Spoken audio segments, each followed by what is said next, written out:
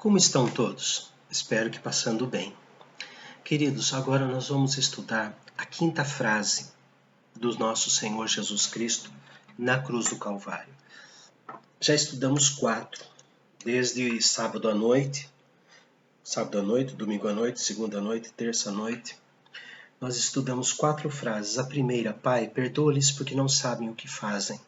Mostrou o seu coração majestoso, mostrou-se o mediador entre os homens, mostrou-se o único que tem poder para salvar, que é Deus. Na segunda frase, em verdade te digo que hoje estarás comigo no paraíso, mostrou a sua carinhosa e caridosa concessão do perdão, mostrou a sua natureza de Jesus Cristo, o perdoador, só Deus pode perdoar, e mostrou implantando a certeza da salvação naquele homem. A terceira frase, mulher, eis aí o teu filho e eis aí a tua mãe, mostra que Jesus se preocupa com a igreja, põe uma recompensa pela humildade de Maria durante toda a jornada da sua vida e também coloca ali, contempla o coração grandioso de João, amoroso de João, eis aí a tua mãe, cuida dela. Vimos também a quarta frase, Deus meu, por que me desamparaste? Vimos que não é o momento em que Deus sai de dentro de Jesus, mas sim é o momento do sofrimento do inferno no nosso lugar, a intensidade do inferno. E após sentir essa intensidade do inferno, o nosso Senhor Jesus Cristo, ele fala a quinta frase. Está em João, Evangelho escrito por João, capítulo 19, versículo 28, que diz assim: Depois, vendo Jesus que tudo já estava consumado, para se cumprir a Escritura, o texto do Salmo 69, 21, para se cumprir a Escritura do Salmo 69, 21, disse, tenho sede. Salmo 69, 21, diz assim, para alimento me deram fel, e na minha sede me deram a beber vinagre.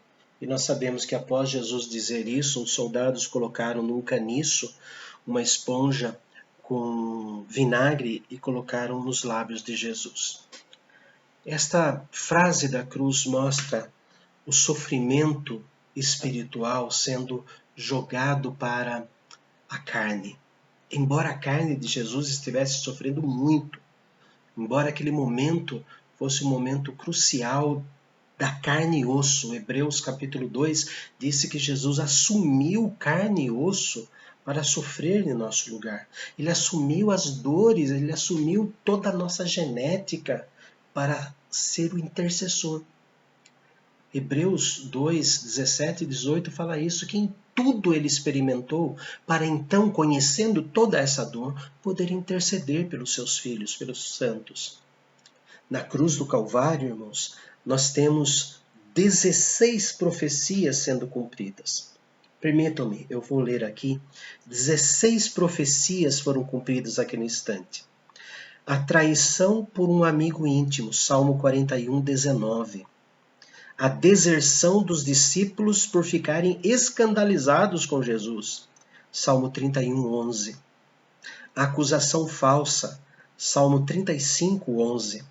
O silêncio perante seus juízes, Isaías 53, 7. Sua ausência de culpa comprovada, Isaías 53, 9. O ser contado entre os transgressores, Isaías 53, 12. O ser crucificado, Salmo 22, 16. A zombaria dos espectadores, Salmo 109, 25. O escárnio pelo não livramento, pelo auto-livramento, ele não se livrou, Salmo 22, 7 e 8. O sorteio de suas vestes, Salmo 22, 18. A oração por seus inimigos, Isaías 53, 12. O ser desamparado por Deus, Salmo 22, 1. A oração, a sede, Salmo 69, 21. O render de seu espírito nas mãos do Pai, Salmo 31, 5. Os ossos não quebrados, Salmo 34, 20. O sepultamento na tumba de um rico, Isaías 53, 9. Foram 16 profecias que Jesus cumpriu naquele momento da cruz do Calvário.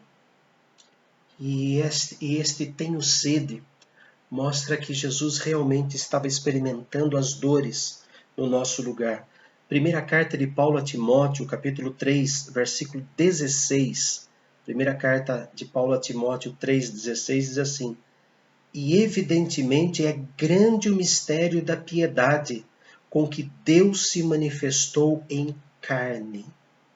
É um mistério, mas ele se manifestou em carne. Jesus em carne e osso esteve ali. Vemos também em Filipenses 2, do versículo 5 até o 11, explicado há poucas postagens atrás, nós vemos que ele se esvaziou, ou seja, ele deixou de usar a sua divindade no sentido de onipresença para em carne e osso ser semelhante ao homem, ser considerado como servo. Tenho sede. Isso demonstra a sua humanidade. Deus não tem sede, os anjos também não. Não a teremos sede na glória. Apocalipse 7, versículo 16. Nunca mais terão fome, nunca mais terão sede. Jesus experimenta a sede no nosso lugar para dizer a nós que nos céus nós não teremos sede. E como é ruim a sede. Eu tomo uma medicação que me seca a boca. E a primeira vez, no início do tratamento, a minha língua ficou presa no céu da boca durante um sermão. Sim, durante o sermão da manhã, a língua ficou presa ali, e ainda bem que eu sempre levo água, por isso que eu tomo muita água durante a mensagem. Eu senti um pouquinho do que é a língua se me apegou ao céu da boca. Ali Jesus convinha, diz o texto de Hebreus 2,17, convinha que em tudo fosse semelhante aos irmãos. Eu vou ler um pedaço de um livro escrito pelo teólogo Arthur Pink. E ele narra o sofrimento do Senhor Jesus nestas palavras. Após instituir a ceia no cenáculo, seguida pelo longo discurso pascal aos seus apóstolos, ou seja, os capítulos 13 a 17 do Evangelho de João, que foi o discurso pascual, o Redentor transferiu-se para o Getsêmani e ali por 1 hora passou pela mais excruciante agonia. Sua alma estava extremamente triste. Enquanto ele contemplava o terrível cálice, dele escorria não suor, mas grandes gotas de sangue. Sua luta no jardim foi finda quando do aparecimento do traidor, acompanhado pelo bando que vieram prendê-lo. Ele foi trazido perante Caifás e, ainda que fosse metade da noite, foi examinado e condenado. O Salvador foi retido até a manhã seguinte, até o amanhecer do dia, e após as fatigantes horas de espera haverem terminado, foi ele levado perante a Pilatos. Seguindo um longo julgamento, ordens foram dadas para que se o açoitassem. Em seguida foi conduzido, talvez atravessando direto pela cidade, à corte de julgamento de Herodes, e depois de uma breve aparição perante esse prelado romano, foi entregue às mãos dos brutais soldados. Novamente foi ele escarnecido e chicoteado, e outra vez foi levado através da cidade de volta a Pilatos. Mais uma vez houve uma demora enfadonha, as formalidades de um julgamento, se é que tal farsa possa ser considerada um julgamento, seguida pela sentença de morte dada. Então, com as costas sangrando, carregando sua cruz sob calor do sol, pois já era quase meio-dia, ele caminhou até as escarpadas alturas do Gólgota. Atingindo o lugar designado para execução, suas mãos e pés foram pregadas no madeiro.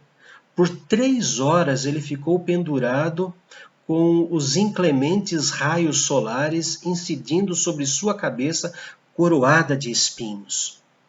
Isso foi seguido por mais 3 horas de trevas que agora cobria a terra. Aquela noite e aquele dia foram horas nas quais uma eternidade foi condensada.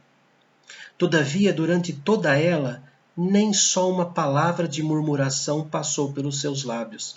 Não havia queixa alguma, nenhum rogo por misericórdia.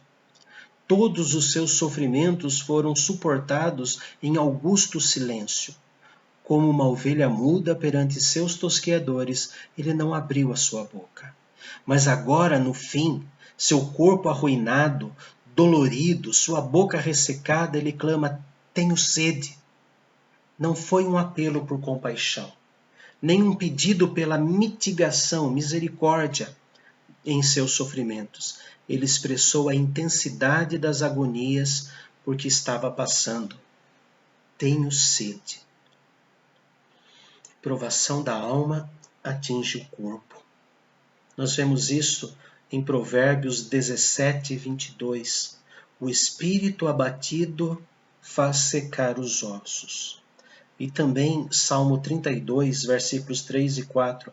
Enquanto eu calei, envelheceram-me os meus ossos pelo meu bramido em todo o dia, porque de dia e de noite a tua mão pesava sobre mim, e o meu humor se tornou em sequidão de estio. O corpo sofre, transparece a nossa alma. Nós sabemos muito bem o que é isso.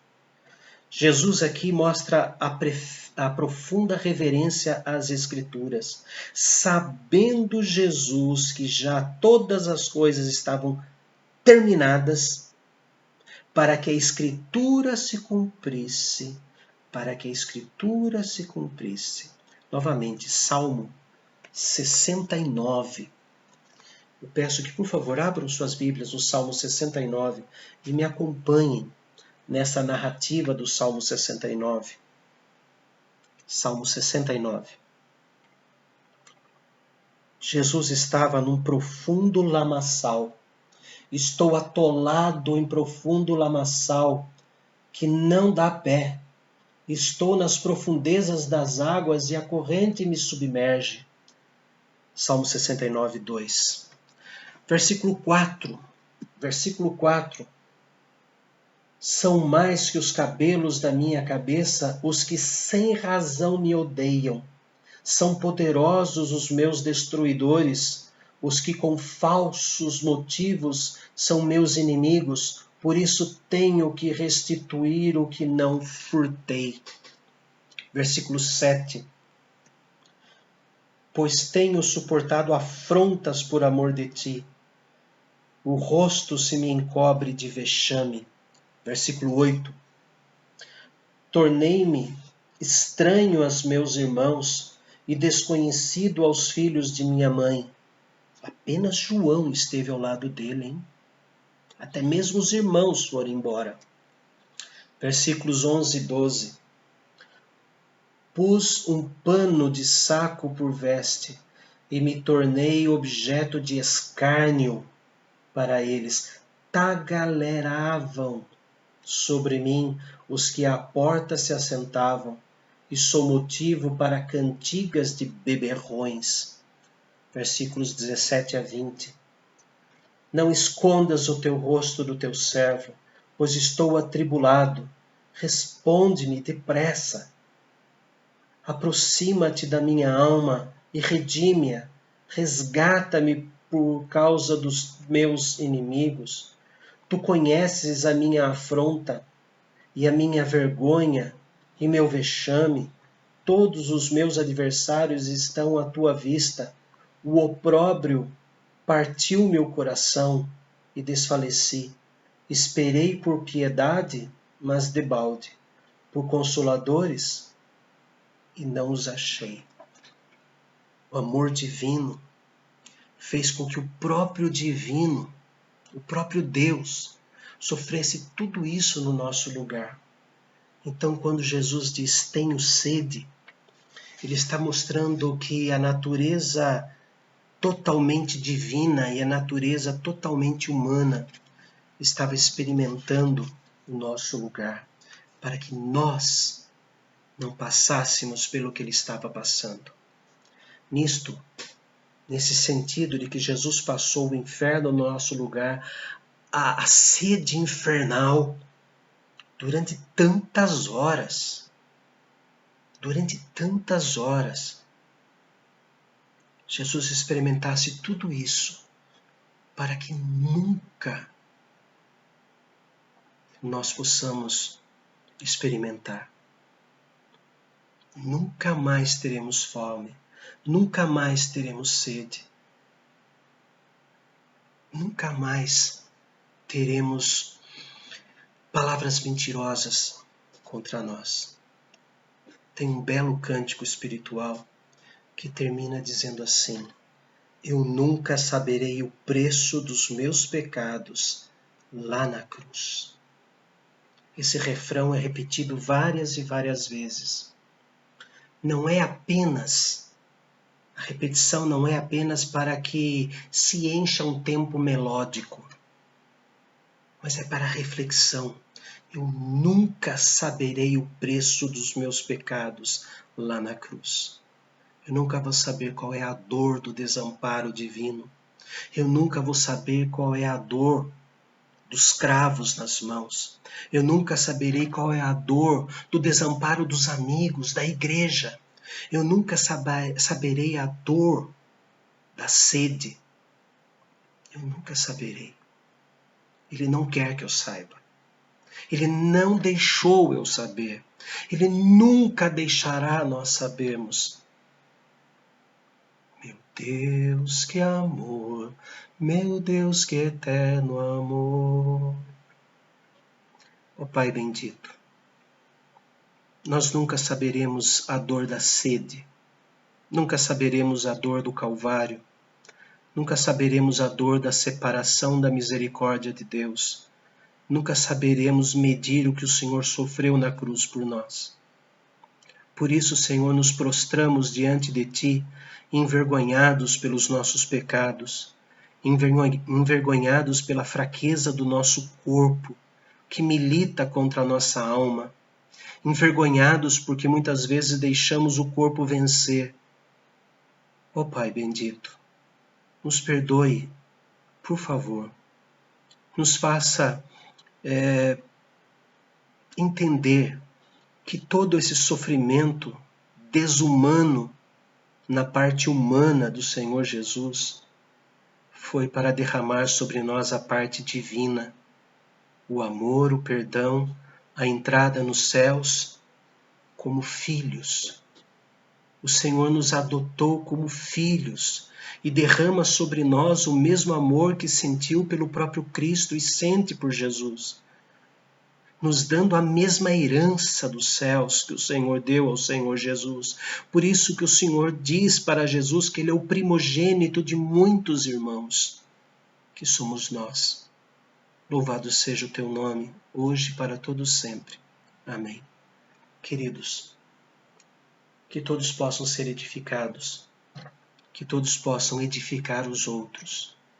Continuem mandando esses vídeos, não para que eu ganhe um joinha, não para que ganhe fama, mas para que todos os seus entendam o tamanho do amor de Cristo por nós.